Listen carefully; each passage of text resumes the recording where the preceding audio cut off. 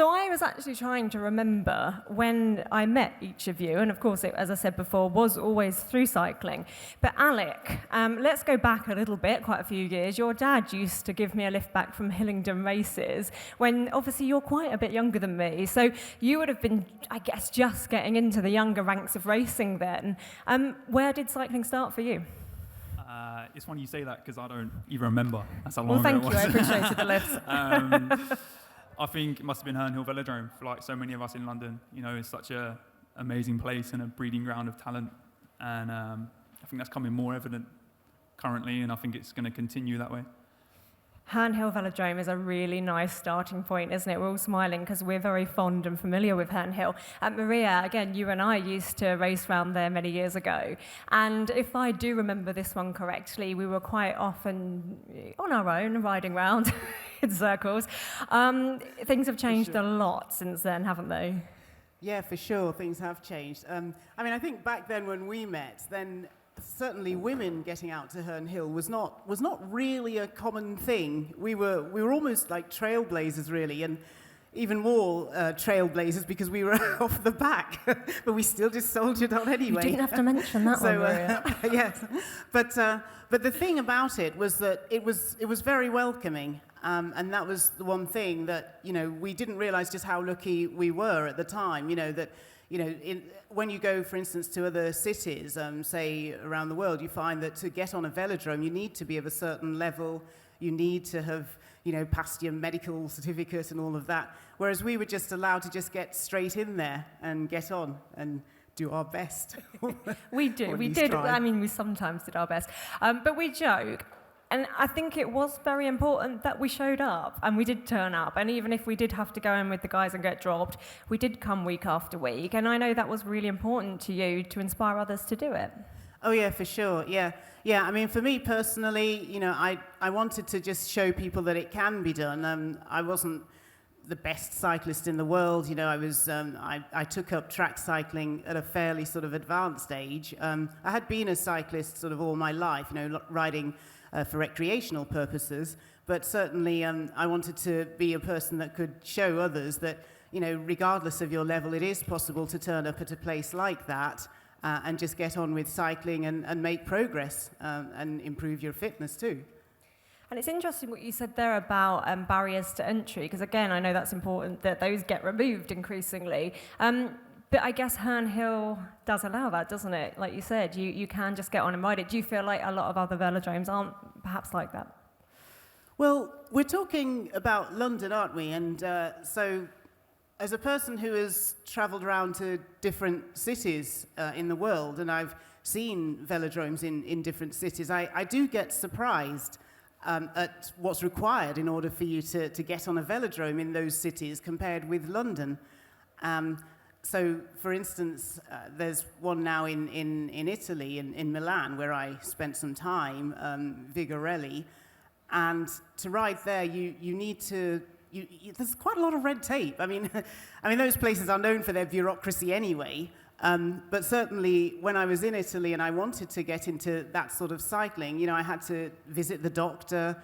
I had to show this thing called my codice fiscal, which I guess is equivalent to a national insurance number here. I went through a full medical.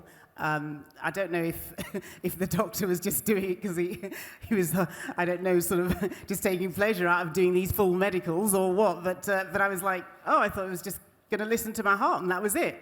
But no, I had to do the works, you know, the sort of listening to my heart while under effort.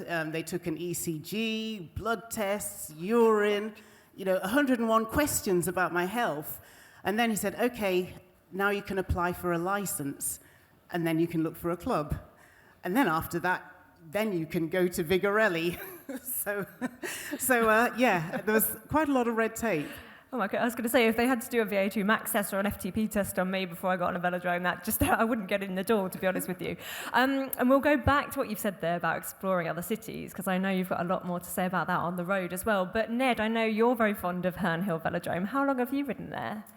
Well, as a rider, probably only recently, really, kind of 5 or 6 years.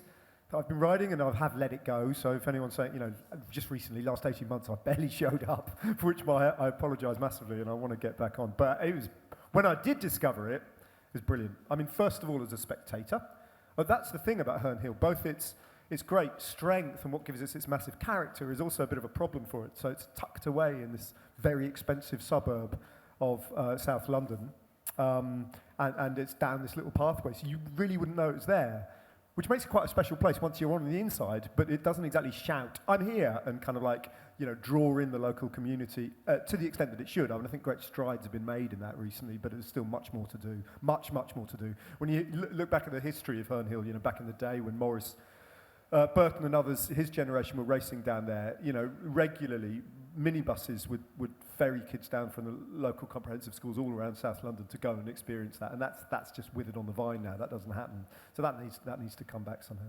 But can I just say, I think 3 out of 4 of us are South Londoners on the panel here, aren't we? So it's heavily South London tilted, which I quite like. Representing here today. But I've got a real gripe with Zwift, right? Okay, you go for it, Ned.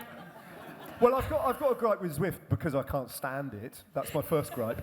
My second gripe is when I broke my shoulder recently, which forced me onto Zwift for the first time in my life, and the first kind of course I selected was London, which is very faithfully rendered until you cross the river, right? At which point they just go like that. So it's all Westminster and everything is absolutely perfect. You cross the river at Lambeth Bridge and then they just take the piss and make it up. And I'm going, is this Burgess Park? Well, I can't remember that. Hang on, Box Hill isn't in the middle of Burgess Park. Listen, I love the fact that I'm suddenly at Box Hill. I don't have to ride from central London to there. I go through the magical tube station, Ned, and I'm happy with that setup. I absolutely love it. But Laura, Ned was just sort of saying there that Herne Hill's quite hidden away, and you were nodding. It is, isn't it? Yeah, sort of hidden treasure. It is. Yeah, I was spent part of last year down in South London, and we did go and visit and peer over. I do remember riding there once, and I think it was the first time I was ever strapped onto some pedals, and I was riding round, and it was great. I was having such a good time, and I felt so pleased with myself. And I remember stopping at the edge of the track when we'd all finished, and just thinking, oh shit. And then just keeling over very slowly, and it was before they resurfaced it. So I got this very gory leg, and I've still got an extra bit of bone on that knee, so it's my little souvenir from Herne Hill. Oh. I know. Yeah. I somehow feel like I remember this happening. I think I might have watched, actually. I like to tell people about my injuries, yeah. We've all been there. Yeah. But Alec, you mentioned how much you raced there as a child, I guess, at Herne Hill, but you still race there, and it's been many, many years. How important has that track been for you and also the community? I've said it once, and I'll say it again. Like, London's my favourite place to ride and race a bike. I think as long as I'm attempting to be a cyclist and race, I'll always stay in London, particularly the way I do it. I think what London has to offer is just incredible. Every night of the week you can race a different discipline, and I was saying earlier, touched on it earlier, you look at the talent that's coming through, and I don't think it's long until everyone will look at London and think that's a hotspot of cycling talent, and it just breeds talent, like the longer Ethan, Fred, Leo Hayter, Tom Gloag, those guys come up, and Wigo, Teo, they all come from London, and they've all done the same things that we're all doing now, riding Palace, Herne Hill, and I think there's just so much to offer here. And I'd go there every week still, I'd race every week if I could. And they're my favourite races in the world, Herne Hill and Crystal Palace, so yeah. Oh, I just wish it was my favourite. It's so hard. It's such a hard race circuit. Okay, so you just sort of briefly mentioned 2 names there, Fred and Ethan. So Ethan Hayter and Fred Wright, just 2 of the young talents that have come from what I remember being very small children in the youth league and then going on to being in the world tour ranks now, which is absolutely phenomenal, isn't it? And we remember these youth riders, and to see them in the peloton is pretty special. Yeah, it's absolutely incredible, and it's amazing to think how many other people they're going to be inspiring in London and furthermore. I can't wait to see what they do on the world stage and watch many more follow in their footsteps. And I think London's a fantastic place to do that. And I can't wait to see it happen. Yes, and just on the subject of people riding at a very high level, let's not forget, say, the off-road rides, notably BMX, and of course down in Peckham, the club of Kai White, who got a silver recently, if anyone remembers. Yeah, it's a really, really good point, and the work that has been done at the BMX Club in Peckham is phenomenal. And I think I have the pleasure of working with Kai and Trey White quite a lot, and they're just so humble, so modest, and already at their young age wanting to give back to the sport. And I'm very excited that Kai is on Dancing on Ice coming up soon as well. I don't know about anyone else, pretty excited for that one. But Maria, it's also important to look at the grassroots, isn't it? We've seen these incredible riding talents come through, but actually, as we alluded to before, you want, veteran riders, kids, everybody of all abilities to be able to get on and ride in some capacity. Yeah, that's true. Yeah, and I think that London really does lend itself to that. As a big city, as a major city in the world, London does stand out in as much as it has a lot of green spaces and places where you can ride your bike, such as Richmond Park, Regent's Park, to name but a few. And you don't always get that when you go to other cities around the world. I know obviously when you get to a place like Copenhagen or Amsterdam, it's just bike riding all over. But say when you are in, for instance, Paris, you have to go to the edge of the city to be able to ride your bike around a green space. We're talking about, say, the Bois de Vincennes or the Bois de Boulogne, which, they're in the suburbs. As for a place like Milan, you have to go right out of the city. I used to catch the train just to be able to find a green space. It was all full of factories, actually, within Milan. But even, I guess when you go to somewhere like New York City, there's Central Park, which actually has a thriving sort of scene there as far as cycling goes and amateur cycling. But I don't know if anyone has been there and ridden their bike. I attempted to do so, and guess what? You can only ride one way round. Apparently, you can only go anti-clockwise, and that applies to all the parks, actually, in New York City, including, say, Prospect Park, another big park down in Brooklyn. So basically, I wanted to ride. I was actually recceing the route of the New York Marathon, and it meant that I needed to ride in a clockwise direction. And I attempted to do so, and a park ranger came out and said, "Hey, what are you doing, man?" And I was like, "Well, I'm just riding my bike." He said, "No, you go this way around." And that was it. And there is an arrow, and everyone rides one way round. And that's just how it is. I don't know how you would feel if you went to Richmond Park and someone said, "No, you can't go from Roehampton Gate, up to Kingston Gate. You have to go one way, and that's it." I don't know how you would feel about that, but at least here we can ride how we want. Yeah, I remember going to New York quite a few years ago and thinking, well, I cycle in London because I'm mainly a sort of, I guess, leisure/transport kind of cyclist, get around on my bike just to get from A to B and then go for rides up in Epping Forest. And I thought, yeah, New York, great. I've got one of these city bikes. And I remember sort of wandering around near Central Park and just looking at the traffic and thinking, there is no way I'm getting out on those roads. It kind of makes you realise how used to the kind of drivers and the road situation in your own city. And I just realised that I've no idea what New York drivers would do if I took the lane, for example, or and I just remember looking at it and thinking, no, I'm not going to do this. Yeah, it's very different. Well, what Maria was saying there about going one way makes me think about riding a velodrome round the wrong way. Alec, you must have done that a few times. Does it feel really weird to you? Because I can't, my head can't cope with it. Oh yeah, that's a holiday club classic. Getting told to ride around the opposite way around. And if you lot have got children and you want to palm off some cheap childcare, I recommend chucking them down Herne Hill. It's a good place to do it. But,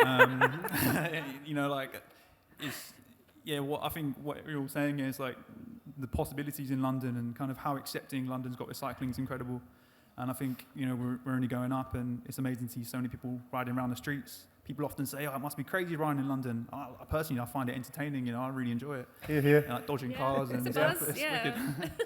So, and I think I'd look forward to the day where everyone kind of looks at London and just goes, "Yeah, that is one of the sickest places to ride a bike." And I think if everyone kind of just branched out a little bit more, and you can go to Epping Forest or Herne Hill, or it's random sets of woods, the bits of Richmond Park you're probably not supposed to ride clockwise round, and there's all sorts of things to offer, and I think we're so lucky. Like you say, I've been to New York and like a lot of European countries, and everywhere I've been like, I'd still rather race and ride a bike in London. And I think it's not just the riding, it's the people. It's, like you speak to Simon Mottram from Rafa, and he's like, I couldn't have started Rafa anywhere else. It's the culture that thrives here is just incredible, and the diversity, and I think it's just going to go from strength to strength.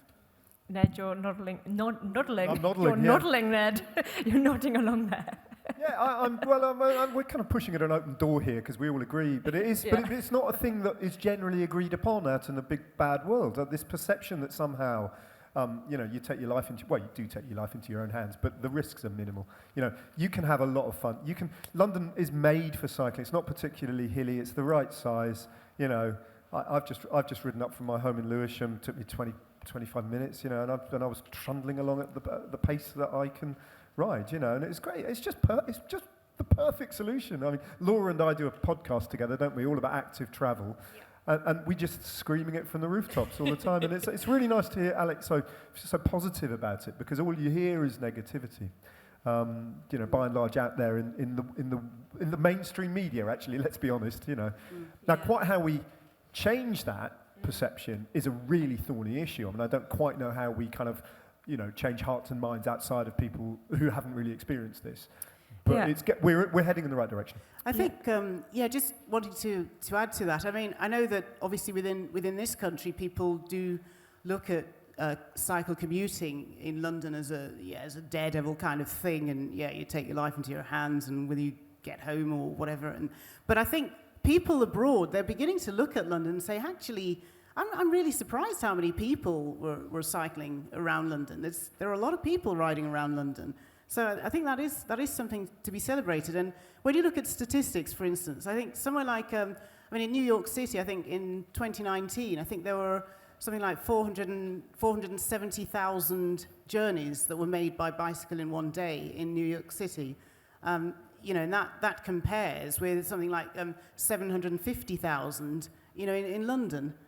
So there's a lot more. I mean, Paris is kind of on par. I think Paris is more like 800,000, but that's Paris. That's Europe and so on. But I think that certainly we're up there. We're getting there as far as the actual cycle commuting and cycle culture goes.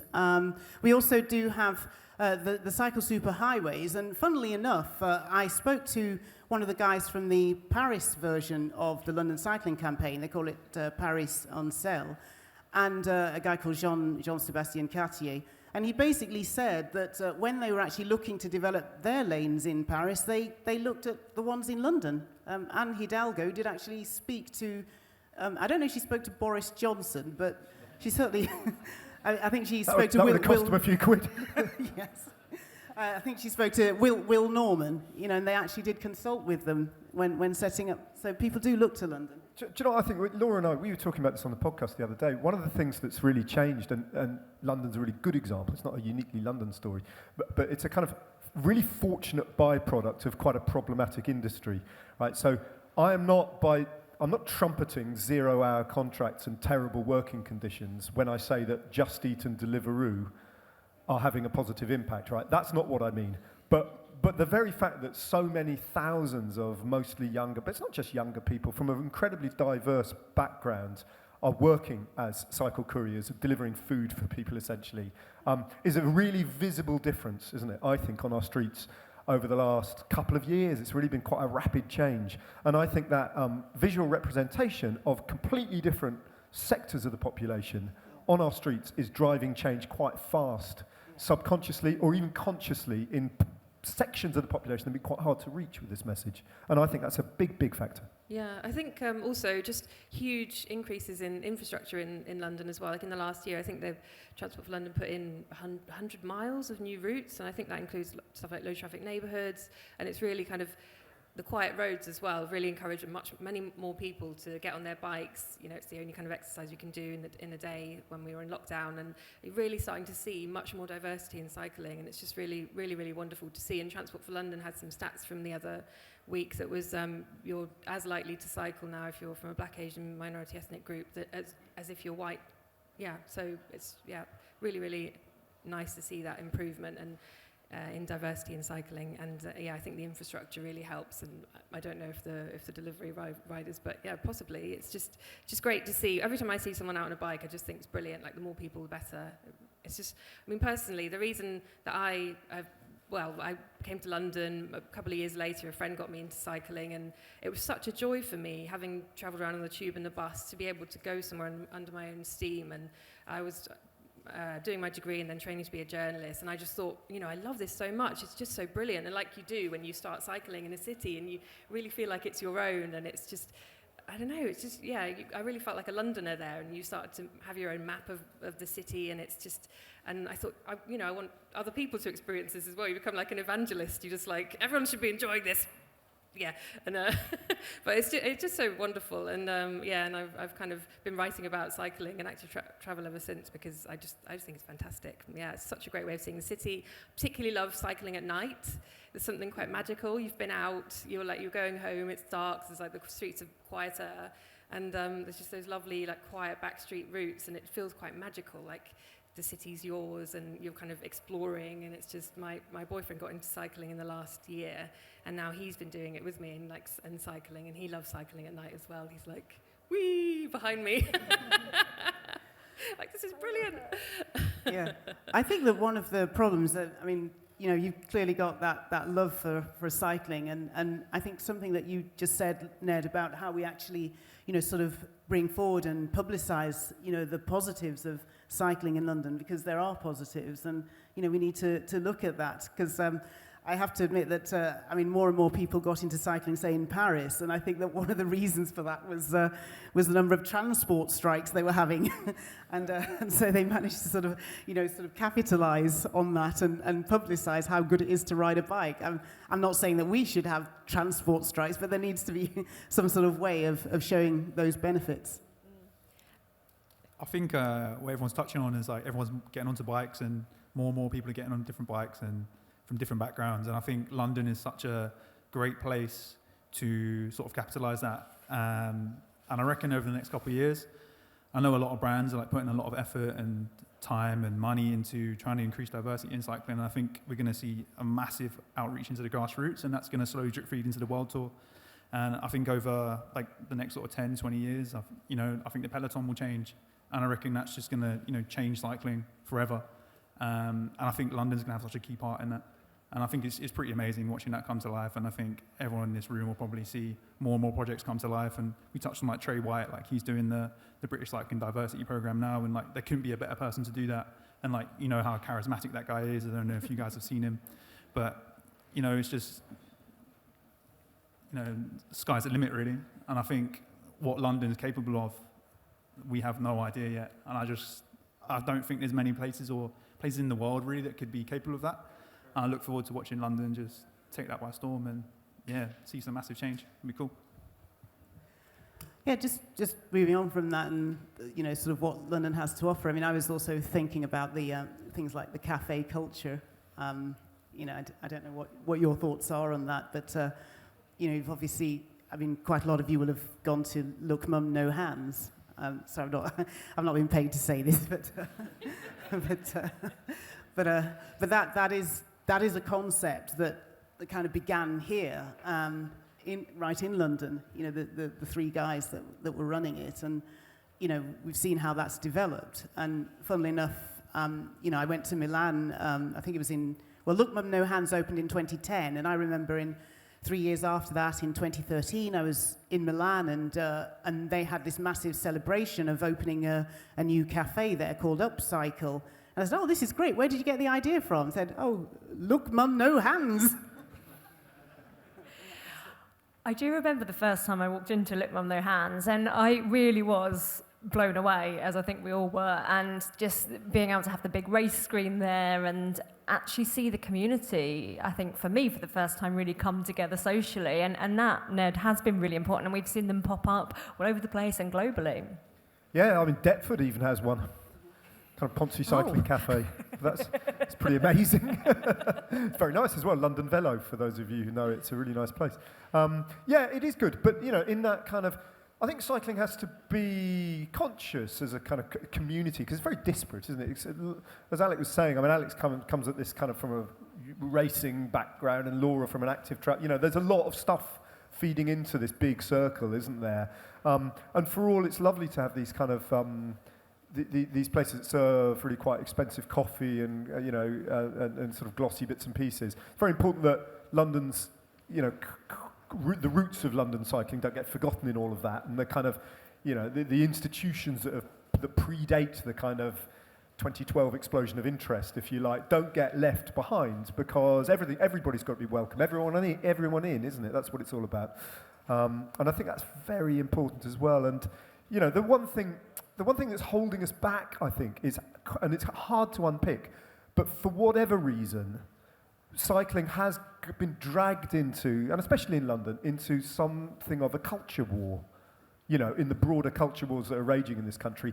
How it's happened, I don't know, but it has happened. We find ourselves being labelled metropolitan elites, etc. The cycling infrastructure that's been built has apparently just been built for a bunch of twits who work in the city, and it's empty all day, every day, and it's a vanity project, and all this sort of thing. So, which is nonsense, self-evident nonsense. But kind of putting out these fires and everything, I think, requires us collectively, especially us who work in the media, to be very creative with which voices we present and the messaging that goes with those voices, because that to a certain extent, shrieking about stuff relentlessly on Twitter and riding around certain parts of West London armed with 360-degree cameras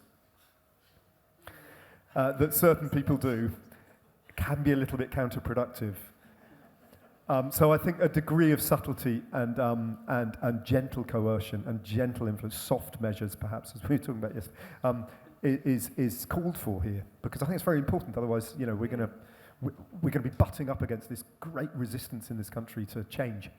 Yeah, and something you and I chatted about recently, Ned, was, I know it's a big dividing question, but lycra versus normal clothes, and you've got some really interesting views on actually just getting on your bike, and again, there's sort of visibility with that you don't have to go out, pay all this money just in order to enjoy a bike ride. No, I've been, in my career as a London cyclist, which is kind of 20 years old now, I've kind of oscillated wildly from one extreme to the other, and then now I'm settling somewhere back in the middle again. So when I first started, I thought you had to wear lycra everywhere. I didn't know any better. And then over a long process, I kind of bit by bit detoxified all of that, and then I've just cycled up wearing these clothes today, forgetting to roll up my trouser leg, hence the oil stain there. All of my jeans have that. And then I became almost like slightly too militant about it and kind of looked down my nose at people who maybe like to put on lycra and kind of perhaps. And now I'm kind of chilling out a bit and saying, well, and I come back to what I just said, everyone in. And that's actually one of the real strengths of London cycling. We're often tempted to compare ourselves against the great icon of Amsterdam, which would be a fantastic thing. But then in Amsterdam, you see very few people, ever wearing helmets or wearing lycra. And it is quite homogenous, the Amsterdam offering. Whereas in London, it's a different city. It's a different cycling culture. And it's much more diverse than the expression of cycling in Amsterdam. And I think we should ignore that at our peril. I think that's what we have to take forward into the growth of this big two-wheeled universe, which has so many different ways of expressing itself. Yeah, I agree with that. I think we should sort of take it and call it, have our own sort of brand of cycling in London, that diversity which, say, doesn't necessarily exist, say in Amsterdam or, I don't know, or even Copenhagen or somewhere. So, but I think, to be honest, part of it is because of the vastness, though, of London. Do you think? Because it's big, isn't it? And also, we're going to have to accept that, London, the two-wheeled thing in London is going to be diverse, because one of the real drivers, potentially, of infrastructure projects and change in the years to come, because it's happening fast now, is e-scooters. Right? We're going to share the same road space as an army of people who are going to descend on our streets riding e-scooters, whether they're loaned, which have suddenly appeared all over London, or they're just bought. That eventually the authorities are going to have to work out where they fit on the road. And I have a sneaking suspicion that actually might drive a lot more segregated infrastructure to be built in places that it should already be, like the Old Kent Road, for example, or the Holloway Road. Can I go for something? Yeah, it's funny what you guys are saying. It's like, I guess most people in this room are a roadie, right? Yeah, cool. And you know, there's like mountain bikers, cross riders, BMXers, and then you even got like the kids, like the wheelie kids. Like they're my favourite kind of cyclists right now. They're just out in London, just popping wheelies, doing whatever they like. And I think often when you chat to cyclists, a lot of the reasons why they do it, and I think a reason we all share in common is it's just that escapism, right? Like you just enjoy doing it, you clear your head, you have a great time, you come back, endorphins are flowing, and you're like, that was awesome, I feel better. Like no matter what you dress in, what bike you're riding, everyone comes home feeling that same way. And it is slowly dripping into, like, people are recognizing that. Like, there's something called Off the Streets, and they have something called an any bike race, and no one's allowed to be on the same type of bike in the race. And it's just, you know, they've got, like, wheelie kids, like, pro roadies, and just everything in between from, like, Brompton. It's just, like, ragging around a go-kart track, having a good time, and only in London could that happen. And that is essentially what's going on in the streets every day, and it is really nice to see it. It is cool. I've got to be honest and say, I think they're copying us over in Paris, because recently on my trip to Paris, they've just they've closed off, I think, Rue de Rivoli and also Rue Saint-Antoine, actually, as showing that photo. And it is just cyclists. But I know that a few minutes after I took that photo, a whole load of guys, you know, like youths, literally just came bombing past me, and they were all just there pulling wheelies all the way down, you know, sort of Rue de Rivoli. So. I've seen people doing wheelies on the hire bike, the London hire bikes, which I think is the most impressive one I've seen. Yeah, they're pretty heavy out there. I mean, great, but pretty. So we're almost out of time, but I've got a couple of things I really want to just put to you and Alec. Now, we were talking earlier about the fact that whenever I do press interviews, people kind of ask me about road safety in a way that I'm going to just have the answer and fix it overnight, and I really wish I could. But I always admire how much you do put your voice out there, and you advocate and you campaign. And can you just briefly tell us, you know, you're doing the podcast as well, but you are really using your voice. Yeah, well, I try. I guess my kind of writing career started with the London Cycling Campaign, and I was kind of interning there, doing their newsletter basically every other week. And I saw the power of cycling to transform cities, to make the places we live much better, and I just thought this is really something to get behind, you know, much more equitable cities, just much nicer places to be. And I've never been a huge fan of cars for every journey, and obviously the harm that does, and I don't know, I'm just quite honest, really. What you see is what you get, and if I think something, then if I feel something that is important, then I will talk about it. And I see kids cycling, it's so joyful. It's like gives you so much freedom and confidence as a kid, and then into older age, it helps to keep you healthy. And I just see that in the Netherlands and increasingly in London. And I think it's really important. And I see a lot of really passionate campaigners doing some great work and like really trying. And it's sometimes like butting your head against a wall. But then you do get these successes, and we're seeing that increasingly in London. We're seeing that outside of London in other cities, places like Manchester, and I like to see that progress happening, and just, you know, places we live just becoming more people friendly, because it's not all about cars. You know, it's the right tool for the job, I think. Well, thank you. We are very grateful that you do. And Alec, final question for you. I don't know if anyone has seen this on social media. You attempted to wheelie up a hill and take your front wheel out. Tell us how that ended. I was waiting for it to come up and just let you guys laugh. I want to see the picture. Have you got one? Yeah, those wheelie kids that I was talking about earlier, they're incredible talents. I tried to copy what they did. And I was like, yeah, it'd be a great idea to wheelie and have my front wheel come out. And then I don't know if it's going to come up. Maybe it will. But I landed on my face pretty bad. So if you are going to wheelie, hire bike, Boris bike, whatever, just do it with the front wheel in. I recommend that. On that note, ladies and gentlemen, please put your hands together. Huge thank you to today's panellists. And I think we can all agree London does rock. Now, don't go anywhere, because we've got so many more fantastic guests coming up on stage. So take a pew and sit comfortably. Thank you. Cheers, guys.